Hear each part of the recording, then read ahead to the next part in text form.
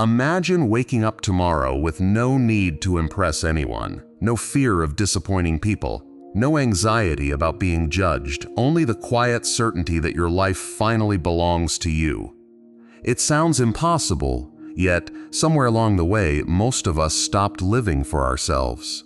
We learned to read every room before speaking, to say yes when our hearts whispered no, and to become the version of ourselves that made everyone else comfortable. We didn't lose ourselves overnight. It happened through thousands of quiet compromises. A career we never wanted, relationships we were afraid to leave, and dreams abandoned because someone else convinced us they were unrealistic. Beneath what we called responsibility often lived something much simpler: fear. Fear of rejection, fear of disappointing others, fear that if we stopped becoming everything people expected, no one would choose us. So we kept giving more of ourselves, our time, our energy, our patience, until one day we looked into the mirror and barely recognized the person staring back. The greatest loss in life is rarely losing someone else. It is losing yourself without realizing it. From the outside, everything looked successful. You worked hard, smiled often, fulfilled every responsibility, and earned the respect of those around you. Yet, every day spent living by someone else's expectations carried you further away from your own soul. Marcus Aurelius understood this battle. Though he ruled the greatest empire of his time, he reminded himself that the real enemy was never outside him. It was the temptation to forget his own nature and live according to the opinions of others. That battle still exists today. We trade authenticity for acceptance, peace for approval, and purpose for belonging until we slowly become strangers to ourselves while believing we're simply doing what life requires. But what if everything could begin to change with one decision? Not when the world changes, not when people finally understand you, but when, for the very first time, you stop asking who others need you to be and choose yourself. Every human life is quietly shaped by a single question. If I choose what is right for me, will they still accept me? Most people never answer it directly. Instead, they spend years allowing it to decide the direction of their lives. They choose careers to earn approval, remain in relationships they have already outgrown, apologize for things that never needed an apology, and stay silent whenever honesty feels too risky. Not because they are weak, but because they learned that acceptance often came with conditions. Over time, pleasing others stopped being a choice and quietly became an identity. The invisible rule never changed: don't disappoint people.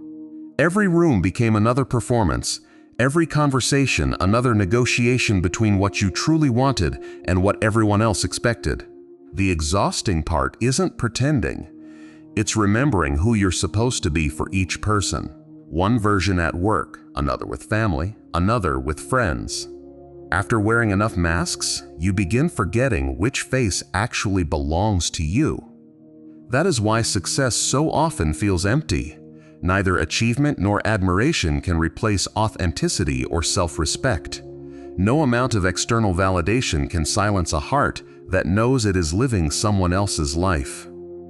Seneca warned that the greatest obstacle to living is expectation. We spend so much energy worrying about how we will be judged that we forget to ask a far more important question: can I respect the person I'm becoming? Ask yourself honestly, how many dreams have you postponed because they seemed too risky? How many opportunities have you rejected because someone else might not approve? How many times have you remained available for everyone else while becoming completely unavailable to yourself? People rarely lose themselves through one catastrophic event. They lose themselves through repetition, one compromise after another, until the person they once hoped to become survives only as a distant memory. The Stoics believed that true freedom has little to do with wealth, status, or power. It begins the moment your happiness no longer depends on someone else's opinion. Once your peace is controlled by praise or criticism, your life is no longer truly your own. Imagine carrying a cup filled to the edge with water. Every compliment adds another drop. Every criticism threatens to spill it. Before long, you begin walking, speaking, and even dreaming more carefully, not because life is dangerous, but because you're afraid of losing other people's approval. That is how validation becomes a prison. Its walls are invisible, yet they shape your decisions. You stop asking, "What do I believe?" and begin asking, "What will people think?" Without realizing it, you hand over control of your life to opinions you can never truly control. Marcus Aurelius reminded himself that another person's judgment belongs to them. What belongs to you are your choices, your character, and your response. The moment you confuse those two things, you surrender the only part of life that has ever been yours. Epictetus taught the same lesson from another angle. Whoever depends on what lies outside their control will eventually become its servant. Approval can be influenced, but it can never be owned. Building your identity upon it is like building a house upon shifting sand. Today's world only amplifies this trap. Every day we are encouraged to measure our worth through comparison, attention, and validation. The louder the world becomes, the easier it is to lose the sound of your own voice. That is why silence mattered so deeply to the Stoics. Silence is where your values become louder than everyone else's expectations. It is where you stop asking how to be accepted and begin asking who you truly want to become. The answer rarely arrives as a dramatic revelation. It comes quietly as peace.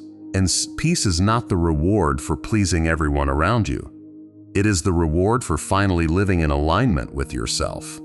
If choosing yourself is so liberating, why does it feel so uncomfortable? Why does saying no create guilt? Why does protecting your peace sometimes feel like you've done something wrong? Because for years, your mind has mistaken self-worth for self-sacrifice. You were taught to be helpful, agreeable, available, and understanding.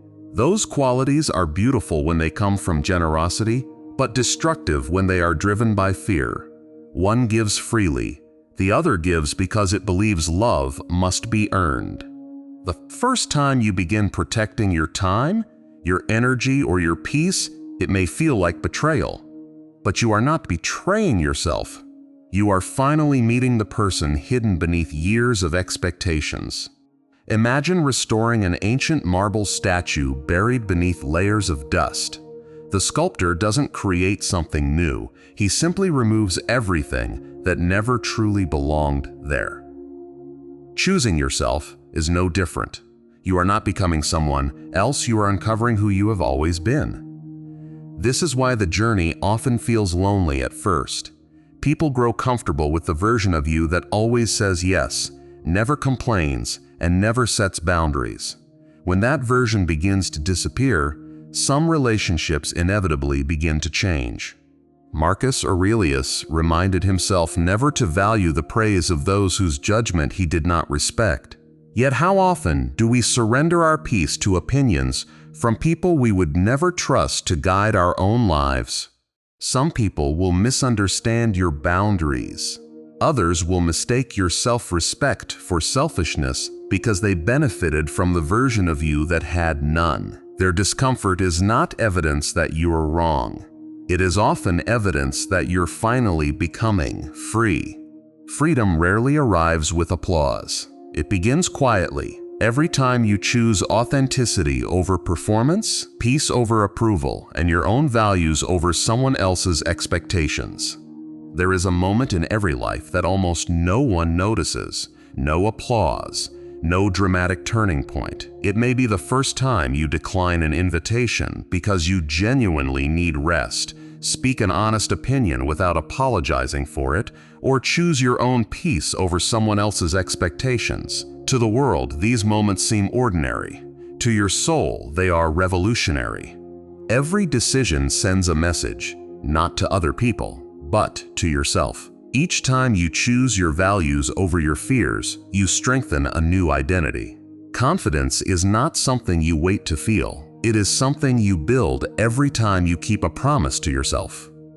Notice the people whose presence brings a sense of calm. They are rarely the loudest or the most admired.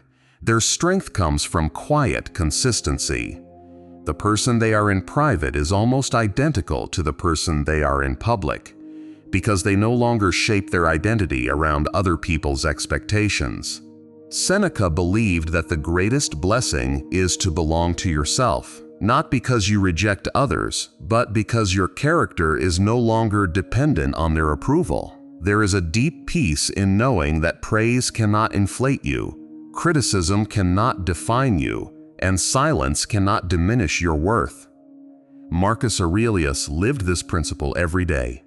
Surrounded by power, praise, and constant criticism, he measured success with a far simpler question. Have I acted according to my principles today? Reputation belonged to the world. Character belonged to him. That is why choosing yourself is never a single decision. It is a daily practice. Some days you will succeed. Other days you will fall back into old habits. What matters is not perfection. What matters is returning again and again to the person you truly want to become.